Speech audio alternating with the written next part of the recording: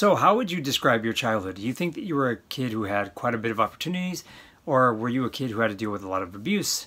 That's what I want to talk about today. I am Legendary Daddy. Please like, subscribe, do all that stuff for the channel to help me support because I'm doing this work on archetypes and it's a lot of fun right now. It's helped me with the writing that I'm doing similarly. And today I want to talk about the child archetypes. There are different types of child archetypes.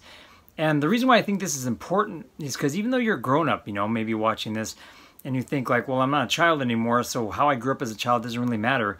There are child archetypes that go back thousands of years. People with opportunity, people with no opportunity, people with abuse, people being orphaned. And many of these archetypes, these child archetypes, still live with us today. In fact, it might even help you have a better understanding of who you are today because of your child archetype. So why don't we get into that?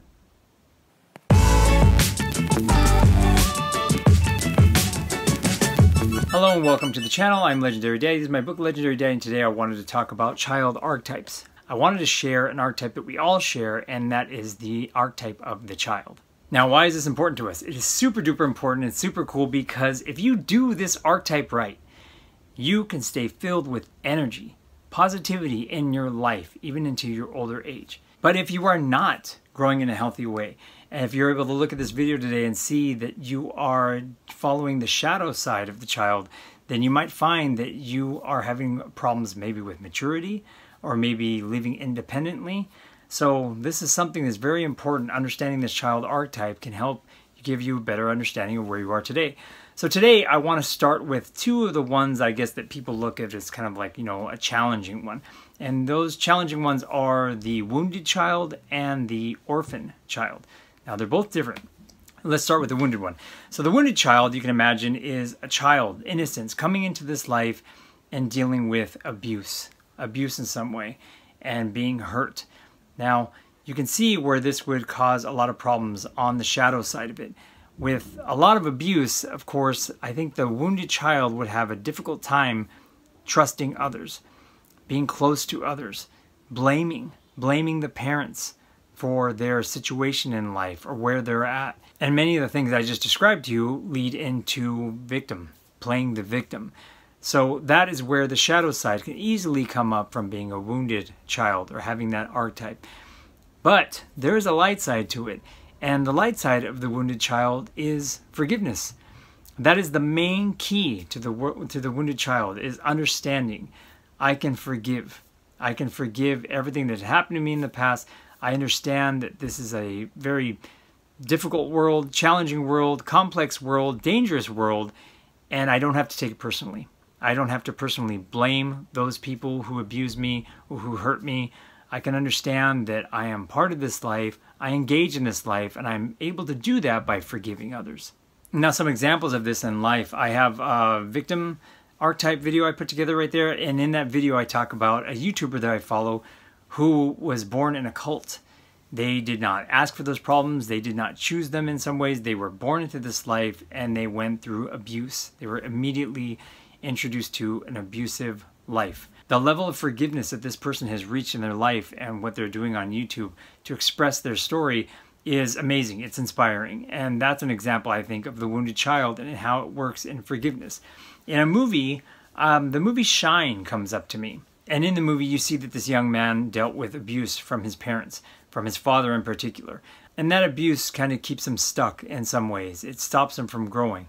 And in his older age, as he grows, you can see that he has the heart of a child, that he's been able to kind of maintain being a child in that spirit, and it helps him play piano again and start playing and understand and also have forgiveness. Now, when it comes to the orphan child is completely different because there doesn't have to really be abuse. It's more of a child being born into a family where that is not their home. That doesn't necessarily mean that their parents are dead. It could sometimes just mean that, like I said, that child is born into a family where they are not very similar to the family they were born into. Now, on the light side of this, an orphan child can grow up to be strong and independent. Because they're put in this life without a leader, they can easily start choosing to become a leader themselves. And they jump into the world dealing with obstacles at a very young age, and they reach the top. They make it. And of course, the shadow side of the orphan child is not recovering from the pain and from the feelings of abandonment, that they've gone through. They might even try to find family in things unhealthy like gangs or something like that. When it comes to examples of the orphan child, Harry Potter, I mean, isn't that one of the best ones? And that one's really great too, because it shows that he wasn't living in an orphanage or anything like that. It shows that he was left with parental figures that did not match him whatsoever, that were not interested in his growth, and did not care about who he was as a person. And another would be Cinderella. Cinderella had a beautiful father that loved her very much. He passed, and she was left with her evil stepmother and her stepsisters. And it's obvious from looking at her, the way everything goes in that story, is that she does not match them whatsoever. So I'd like to invite you right now to leave comments down below if you have an understanding of these. I'd love to hear them or hear what you got to say about them. I, in fact, had the wounded child. So from a very young age, I dealt with some abuse, but a lot of it too was understanding that I was wounded. I had to learn how to play wounded to be able to get love and affection and different things. So that really played into my later years also when I was a teenager, and even into my young adult life. I started learning that I was wounded and I always had to be taking care of these things. And I learned that there had to be a lot of forgiveness and that I was going to have to stand up and stand tall as an individual and become mature, become not a lot more than just a wounded child. So that's my story. I encourage you to leave comments down below, like I said. Now the next two I would like to share with you today are the magical child and the eternal child. The magical child sees the possibility in all things, okay? They come into this world and they share usually with adults. I mean, not just only their community, but usually with adults, people who have kind of like lost their spirit a bit. The magical child reminds us that there's still magic in this world. There are possibilities that we can dream. And the dark side of that, the shadow side of that, is when a magical child is hurt, they can start a life of much more pessimism. But because they're still magical, they kind of create fantasy. A fantasy life that isn't real, something that allows them to hide away and stay in a shadow to stay safe. And that shadow can affect others around them too. Their sorrow. It's like a dark magic. I think examples of magical children in this world today, as we can see in TV, is Grogu, Baby Yoda.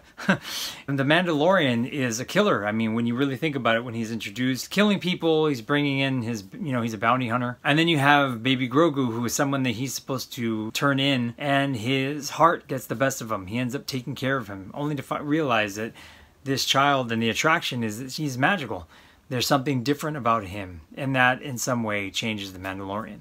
I think it can be said that Anakin Skywalker and Luke Skywalker are also magical children in Star Wars series. Anakin is an example of the shadow child, someone who loses a lot, has a lot of pessimism around him. People who are older than him, instead of encouraging that magic and then taking on that magic and being really happy with it, they shove a lot of bad things into his head to be able to get him to use his magic for darkness. And then of course Luke, being Anakin's son, and being, orphaned himself and being away, he's able to still believe in magic. He's able to believe we can take down that Death Star. So I think magical child is something that we're much more familiar with than we probably think. And now onto the eternal child. The eternal child is something that's really cool because they don't really get old.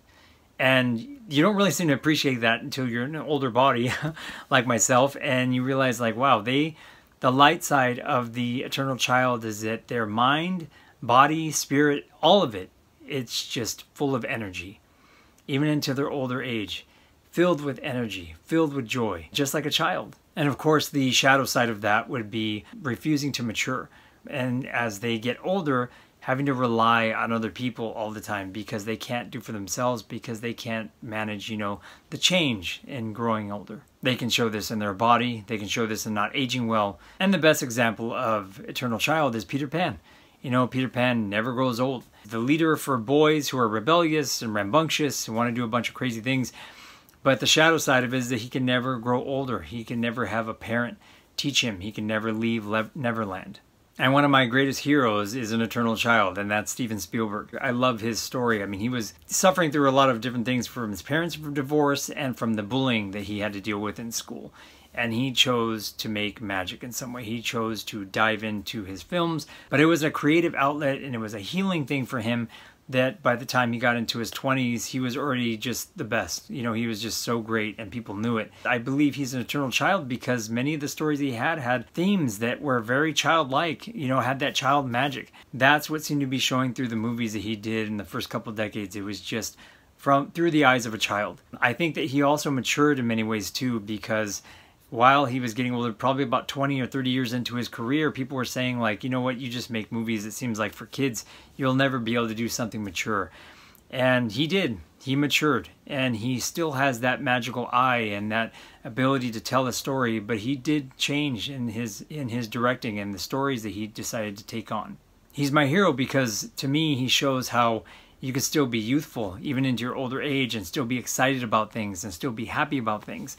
You know, and I do believe, you know, he said it himself that he believed his mom was pretty much Peter Pan.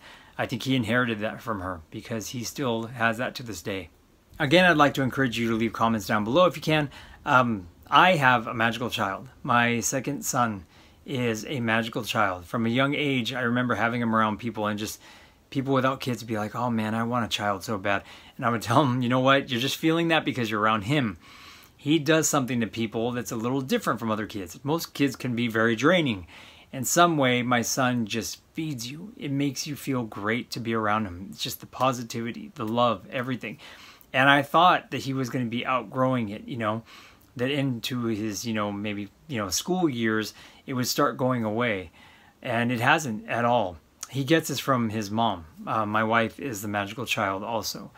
And it's a great thing to be around. I've seen it reflect throughout his friends, throughout everything in life, and I'm really excited to see where it goes from here because I have no idea how to raise a magical child. And I'm hoping that I'm doing a great job, other than just, you know, taking in myself, you know, what he's been teaching me about how life truly is magic and how just being positive in some ways and just believing and understanding can change the life that you have in front of you.